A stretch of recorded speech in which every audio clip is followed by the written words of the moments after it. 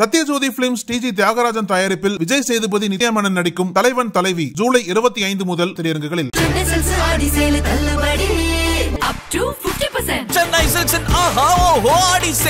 GT Holidays, South India's #1 travel brand. You know you are special when you're with GT Holidays.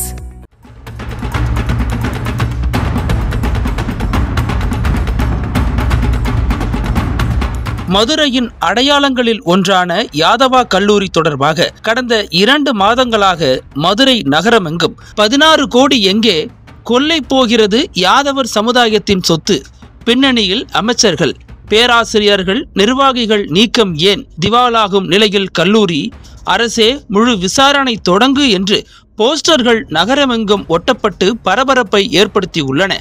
அமைச்சர் ஒருவரின் சம்பந்தியான KPS நவநீத கிருஷ்ணனுக்கும் காலத்து அமைச்சர் ஒருவரின் ஆதரவாளருக்கும் இடையே யாதவா கல்லூரி நிர்வாகம் தொடர்பாக ஏற்பட்ட பிரச்சனை நீதிமன்றம் வரை நீண்டுள்ளது. இந்த நிலையில் மதுரை போலீஸ் கமிஷனர் லோகநாதனிடம் யாதவா கல்லூரி முன்னாள் மாணவர் சங்கம் மற்றும் கல்லூரி செயற்குழு உறுப்பினர்களான வழக்கறிஞர் கோபி, வழக்கறிஞர் கேசவன் தலைமையில் புகார் கொடுக்கப்பட்டது.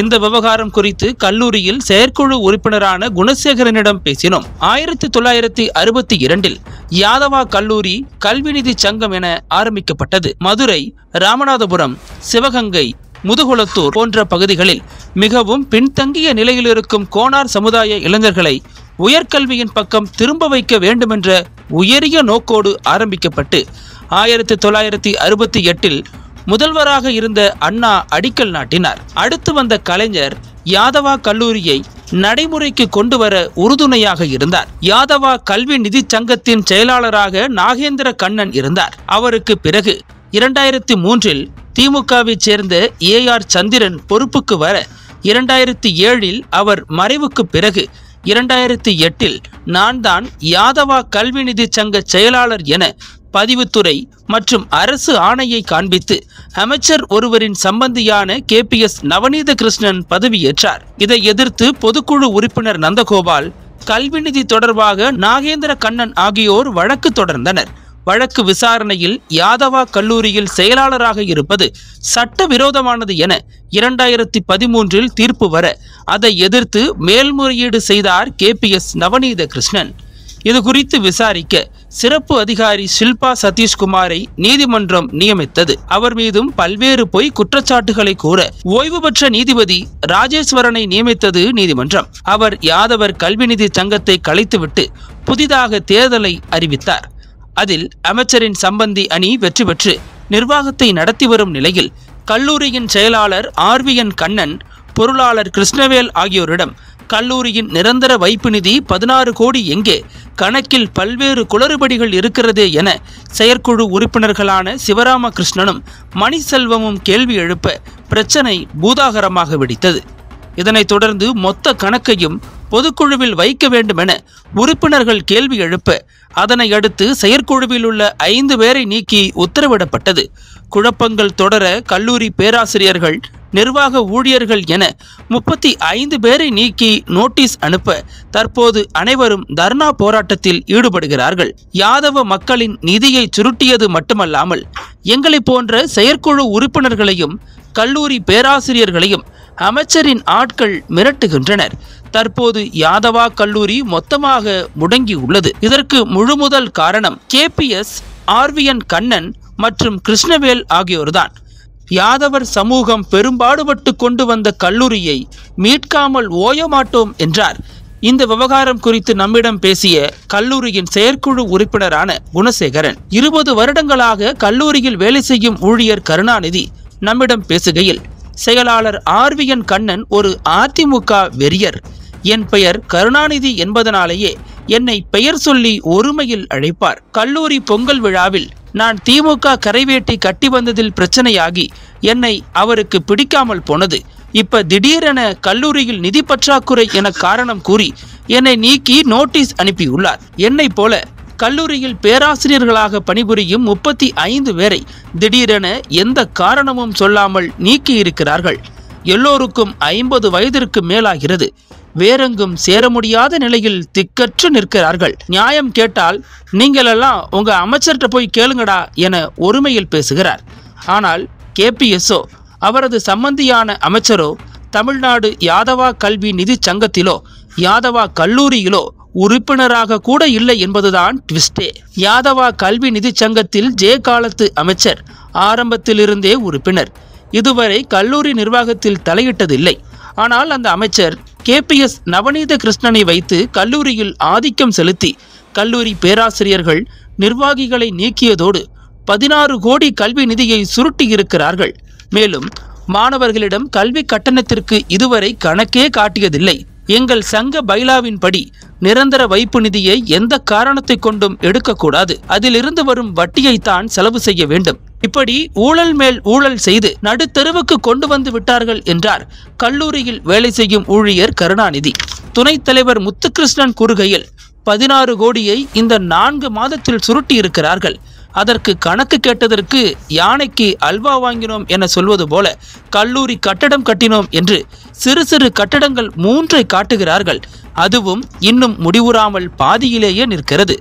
பொதுக்குழு செயற்குழுவில் அதற்கான சரியான கணக்கை எழுத்துப்பூர்வமாக காட்டி நிர்வாகத்தில் உள்ள 11 பேரை ஒப்புதல் கையெழுத்து கேட்க உடனே 11 பேர்களில் எம்எல்ஏ மலேசியா பாண்டியன், சிவராமகிருஷ்ணன், முத்துகிருஷ்ணன், கண்ணன், மணிசெல்வம் ஆகிய 5 பேரை நீக்கி உத்தரவிடுகிறார்கள். பொதுக்குழு உறுப்பினர்கள் 2200 பேரை கூட்டித்தான் இவர்களை நீக்க முடியும். அப்படி பொதுக்குழுவை கூட்டினால் இந்த 16 கோடிக்கு கணக்கு காட்ட வேண்டும். அது முடியாத வேலை. எனவே ஷோகாஸ் நோட்டீஸ் அனுப்பி எங்களை மிரட்டி அவர்களின் ஊழலுக்கு அடிபணிய வைக்க பார்க்கிறார்கள். ஏற்கனவே 2009 கல்லூரி ஆவணங்களை திருடிக்கொண்டு போய்விட்டார் கேபிஎஸ் நவநீத கிருஷ்ணன். அவர் 2013 அதற்காக நீக்கப்பட்டவர். இதை இப்படியே விடமாட்டோம். யாதவ சொந்தங்களை திரட்டி தமிழ்நாட்டு அளவில் பெரும் போராட்டத்தை முன்னெடுப்போம் என்றார் துணைத் தலைவர் முத்துகிருஷ்ணன். இது தொடர்பாக கேபிஎஸ் நவநீத கிருஷ்ணனை தொடர்பு கொண்டால் லைனுக்கு அவர் வரவே இல்லை. அவர் சார்பாக யாதவா கல்லூரியின் செயலாளர் RVN கண்ணன் நம்மிடம் கூறுகையில், தற்போது கல்லூரி நிதி பற்றாக்குறையில் இருக்கிறது. வேலையிலிருந்து நீக்கப்பட்டவர்கள் நிரந்தர ஊழியர்கள் இல்லை. சுயநிதி கல்லூரியின் கீழ் வேலையில் சேர்க்கப்பட்டவர்கள். நான் கேபிஎஸ் நவநீத கிருஷ்ணன் அணியில் நின்று வெற்றி பெற்றவன். அவர் திமுக அமைச்சரின் சம்பந்திதான். ஆனால் அதற்கும் இந்த பிரச்சனைக்கும் என்ன சம்பந்தம் எனக்கு புரியவில்லை. கல்லூரியில் 23 கோடி வரை நிதி இருந்தது. அதில் 16 கோடியை மட்டும் கல்லூரி வளர்ச்சிக்காக எடுத்திருக்கிறோம். அதுவும் அனைவரின் ஒப்புதலோடுதான் என்றவரிடம் பைலாப்படி எடுக்கக்கூடாதே என கேட்கவும், ஏற்கனவே கல்லூரியில் செயலாளராக இருந்தவர்கள் நிரந்தர வைப்பு நிதியை கல்லூரி வளர்ச்சிக்காக எடுத்து செலவிட்டுள்ளனர். இவர்கள் எங்களுக்கு எதிராக பொய்ப்புகார் பெட்டிஷனை போட்டதால் தற்போது ஒன்றிய அரசின் UGC அமைப்பு எங்கள் கல்லூரிக்கு நிதி கொடுப்பதையே நிறுத்தியுள்ளது. நான் எந்த கட்சியும் கிடையாது, அந்த கருணாநிதி சொல்வது பொய் என முடித்து கொண்டார் கேபிஎஸ் நவநீத கிருஷ்ணன் சார்பாக பேசிய யாதவா கல்லூரியின் செயலாளர் RVN கண்ணன். தமிழ்நாடு யாதவா கல்வி நிதி சங்கமும் யாதவா கல்லூரியும் யாதவர் சமூக மக்களின் நிதியில் உருவானது. இந்த நிதியில் ஊழல் செய்திருப்பதாக குற்றச்சாட்டுக்கு உள்ளானவர்களும் இதே சமூகத்தைச் சேர்ந்தவர்களே. அண்ணா தொடங்கி வைத்தபோது அதற்கு துணை நின்ற நாகேந்திர கண்ணனின் வாரிசுகளே கேபிஎஸ் நவநீத கிருஷ்ணன் அணிக்கு எதிராக வழக்கு போட்டிருப்பதும் இதில் திமுக அமைச்சர்களின் பெயர்கள் உருள்வதும் தென் மாவட்டத்தில் திமுகவின் வளர்ச்சிக்கு வேட்டு வைத்து விடுமோ என என்ன தோன்றுகிறது என்கிறார்கள் அச்சமூகத்து பெரியவர்கள். கம்பெனி ஒரு சிறப்பு பொதுக்குழு போடு, அந்த பொதுக்குழு தீர்மானத்தை கொண்டு போய் 58 பிளஸ் எத்தனை பேர் தெரிவிட்டு பாருங்க, எல்லாம் சேர்த்து பொதுக்குழு ஒன்னாக்கு. அதுக்கு பின்னாலே எலெக்ஷன் சொல்லி உத்தரவு சார். அவர் மட்டும் அதுக்கு பின்னாடி 3 ஜட்ஜ்மெண்ட் பெஞ்சே அப்படி அது போட்டுருக்கு. ஜட்ஜ்மெண்ட் வந்து உங்களுக்கு சார்பா இருக்கு. உங்க சார்பா சட்டப்படி நடக்கணும்னு சொல்றீங்க. இப்போ உங்க கோரிக்கை என்ன? சட்டப்படி நடக்கணுங்கிறீங்க. நடக்குது சார். இப்போ அந்த ஸ்டாஃப் நிப்பாட்டினது காரணம் என்ன? ராம்நாத் டிஸ்ட்ரிக்ட்ல இங்க வந்து எங்க தமிழ்நாடு முழுவதும் யாரும் சொந்தமான கல்லூரி. ராம்நாடு, சிவகங்கை, மதுரையில் உள்ளவங்க அதிகமான ஈடுபாடு உள்ளவங்க. திருநெல்வேலி கொஞ்சம் இருக்காங்க. இதில் வந்து இந்த ராம்நாடு, மதுரை, இப்படி சிவகங்கை உள்ள பழிவாங்கிற நோக்கோடு சம்மந்தமே இல்லாத தனி ஒரு கேபி நவநீதனுடைய கையில் அந்த கல்லூரியை நடந்துருக்கு. இப்போ எங்களுக்கு வந்து தகவலில் 2 தான் சொல்கிறாங்க. இந்த கோசி 2 பிரிஞ்சிருக்கு நீங்கள் சொல்கிற மாதிரி. இதில் வந்து அமைச்சர் பெரிய இருப்பேன் அவங்க சேர்ந்து அவர் ஃபுல் சப்போர்ட்டில் ஒரு குரூப் இயங்குது. இன்னொரு குரூப் வந்து இவர் கண்ணப்பன் வந்து அவர் செயல இயங்குறாங்க அப்படின்னு ஒரு ஒரு பேச்சு ஓடிக்கிட்டு இருக்கு. பெரிய இருப்பன் வந்து கேபி நவநீதன் சம்பந்தி. கேபி நவநீதன் செய்யற தப்புக்கு போனால் பெரிய இருப்பன் தெரிஞ்சான பண்ணிருந்து அது மாறும் எல்லாத்துக்கும் தெரிஞ்சது. அவர் சம்பந்தி சொன்னா அவரை கூட்டு கண்டிக்கலாம். கண்ணப்பன் வந்து தமிழ்நாடு உள்ள யாதவர்களாம் பொதுவான மனிதர். அவர் ராமநாடு மாவட்டத்துடைய மந்திரி, முதுகுளத்து தாலுகாவுடைய எம்எல்ஏ. இப்ப நாங்களாம் முதுகுளத்து தாலுகா, எனக்கு சொந்த ஊர் முதுகுளத்து. நாங்கெல்லாம் பிரச்சனை சொன்னா கல்லூரி போய் கெட்டு போயிருக்கணும் பப்ளிக் போய் சொல்லத்தான் செய்வோம். அவர் வந்து அவருடைய இன்டென்ஷன் என்னன்னா அவர் 1th மெம்பர் சார். இந்த கல்லூரியில் பணம் கட்ட 1th மெம்பர் இவர் கண்ணப்பா. அவர் பெரிய இருப்பங்க மெம்பர் கிடையாது. ராஜகண்ணப்பன் வீட்டில் 3 மெம்பர் இருக்காங்க சார். ராஜகண்ணப்பன் 6th மெம்பர், அவர் மூத்த பையன் பிரபு ராஜகண்ணப்பன் 6th மெம்பர், நடுவில் பையன் நம்ம திவாகர் ராஜகண்ணப்பன் 3 மெம்பர் இருக்காங்க. 3 மெம்பர் ஆரம்ப காலத்துல இருந்து மெம்பரா இருக்காங்க. ஆனா ஓட்டு போட மந்திரி வந்தார் சார். ஓட்டு போட மந்திரி வந்தார். இவர் வந்தாரா பெரிய இருப்ப? அவருக்கு ஓட்டே இல்லை. எப்படி ஓட்டே இல்லை அவருக்கு? ஓட்டு இப்ப தேர்ந்தெடுக்கிறது ஃபுல்லும் அவருக்கு ஓட்டு தான், சம்மதிக்கு ஓட்டு இல்லை. அப்புறம் அவரோட இதுல தானே நிக்குது. லீட் பண்றாரு அந்த அணிக்கு தலைமை. 6 பேர் இருக்காங்க, நாம 5 பேர் இருக்கோம். வந்து ஏற்கனவே கல்வி நிதி இருந்து நீக்கப்பட்டாச்சு. 2003 நீக்காச்சு சார். 2003 நீக்கிற பண்ணாரு. யாரை நீக்கிட்டீங்க? 2000 எப்ப? 2003லயா? என்ன காரணம் அப்ப நீக்கிறது? காரணம் அது கல்வி நிதி பொறுப்பாளர் வந்து அவர் வந்து போறாரு. என்ன செஞ்சாரு தெரியல, அது நீக்கியாச்சு. ஆனால் நீக்கிறதுக்கு இவர் ராஜேஸ்வரன் ஜட்ஜி பொறுப்பு ஏற்றது பின்னாடியே அவர் வந்து அதை காரணம் காட்டியே வந்து அவர் வந்து அந்த மெம்பர் அவர் ப்ரிப்பேர் பண்ணார் இல்லையா 2009 அதுலேயும் அவர் பேர் வந்து சேர்க்கல. ஏன்னா அவர் ஏற்கனவே ஆல்ரெடி. அப்புறம் எப்படி இப்போ திருப்பி எலெக்ஷனுக்கு அவரோட இதில் தலைமையில் அவருக்கு ஆளை போட்டு வேற ஆள் உறுப்பினர்களை அவங்களை வந்து போட்டு அவர் வந்து தேர்தலில் கட்சி பொறுப்பு இருக்கிற மாதிரி நான் கல்லூரி ஆவணங்களெல்லாம் இவர் திருடிட்டு போயிட்டதாக எஃப்ஐஆர் ஒன்று பதிவாகி அந்த எஃப்ஐஆர் இன்னும் கல்லூரி ஆவணங்கள் எதுவுமே இல்லாம அது எப்ப? அது எப்ப திருடு போனது? எப்ப? 2009 2009 இந்த இடப்பட்ட காலத்துல 3 வருஷமா நல்லா. அது நீங்க இருந்தது வந்து நிர்வாகம் பண்ணது வந்து போக்கஸ் சொல்றாருல. 2011 யார் இருந்தா நிர்வாகத்துல? 2009 கேபி நவீன் சார். கவர்மெண்ட் யார்? கேபிஎஸ் இருந்தாரா? ஆமா கேபி நவீன் சார். அதான் அவர் வந்து உறுப்பினரா கேபிஎஸ்? அப்ப அப்ப வந்து உறுப்பினர் இல்ல சார். அப்புறம் எப்படி வந்தாரு? எல்லாமே பணம் செலவழிச்சு அந்த அரசியல் செல்வாக்கு வச்சு வந்து அவர் வந்து அப்ரூவல் கவர்மெண்ட்டில் அப்ரூவல் வந்து வாங்கி 3 வருஷம் டென்யூர் முடிஞ்சிருச்சு. முடிஞ்ச பின்னாடி வந்து அவர் வந்து நான் கண்டினியூ பண்ணுவேன்னு சொன்னதுனால தான் சமுதாயத்திற்கு ஒரு ஆட்கள் அந்த அவர் வந்து இது இல்லீகலாக வாங்கிட்டு வந்த பின்னாடி நிறைய கம்ப்ளைண்ட் ஆகி அது அடிப்படையில் தான் விஆர் ராமசுப்ரமணியன் ஜட்ஜிட்டு போய் இந்த கேஸ் போகுது. அவர் உடனே பண்ண முடியல. அவர் பதிவுத்துறை தலைவர் டிபி யாதவ் ஒரு பதிவுத்துறை டெபியூட் பண்ணி என்ன நடக்குன்னு பார்த்து அறிக்கை கொடுத்தாரு. அவர் 3 நாள் கடைசியா என்ன கோரிக்கை சார் உங்களுக்கு? எங்களுக்கு கோரிக்கை சார், ஜனநாயகப்படி கல்லூரி வந்து முறைப்படி நடத்தணும்.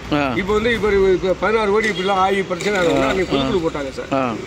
என்னைக்கு மாமா 6ஆம் தேதி 6/7 பொதுக்குழு போட்டாங்க. இந்த 5 பேரும் வர்றாங்க. நாங்கள் 5 பேர் 6 பேர் நீங்க 5 பேர். அவரை நீக்கிட்டாங்க 2 பேரை இதோட சேர்த்துட்டாங்க. ஏன்னா அவன் என்ன கேட்டிருக்காங்க, இந்த தீர்மானம் நகரெல்லாம் கொடுக்கல, அஜெண்டா கொடுக்கல, ஒன்றும் இல்லாமல். இப்போ யார் யாரை நீக்கியிருக்காங்க? நீக்கினது சிவராமகிருஷ்ணன், மலேசியா பாண்டியன், மணிச்செல்வம் 3 பத்தி நீக்கிட்டாங்க இவங்க. மொத்தம் உறுப்பினர் எத்தனை பேர்? 11 பேர். 11 கண்ணன் முத்துகிருஷ்ணன் முதல்ல நீக்கிட்டாங்க.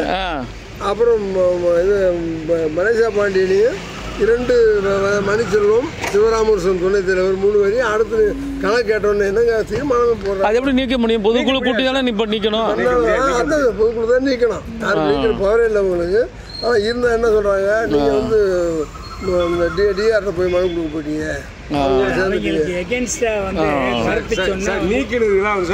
அவர் நீக்கிருக்காரு. அவர் இருக்காரு படி பதிவுத்துறை இருக்காரு படி 7 பேர் பாம் சோல்ல இருக்காங்க. 11 பேர் பாம் சோல்ல இருக்காங்க. அந்த பாம் சோல் அப்ரூவ் பண்ணதே 16 நாளில் தான் அப்ரூவ் பண்ணியிருக்காங்க. 16 நாள். இந்த 1 வருஷம் வந்து கமிட்டி அப்ரூவ் ஆகல. கமிட்டி அப்ரூவ் ஆகிறதுக்கு முன்னாடி 6 மாதத்துக்கு முன்னாடி 16 கோடி. நக்கீரன் டிவிக்கு சப்ஸ்கிரைப் செய்யுங்கள். உங்கள் ஆதரவே எங்கள் பலம். ஆசிரியர்களுக்கு நண்பனாகவும் மாணவர்களுக்கு ஆசானாகவும் திகழும் தேர்வு வழிகாட்டி. ஒவ்வொரு பாடத்திற்கும் அனுபவமிக்க ஆசிரியர்களின் துல்லியமான தெளிவான விடைகள். CNC இருக்கு, தேர்வு பயம் எதற்கு? இது தீரன் பப்ளிஷிங் ஹவுஸ் விற்பனை வெளியீடு.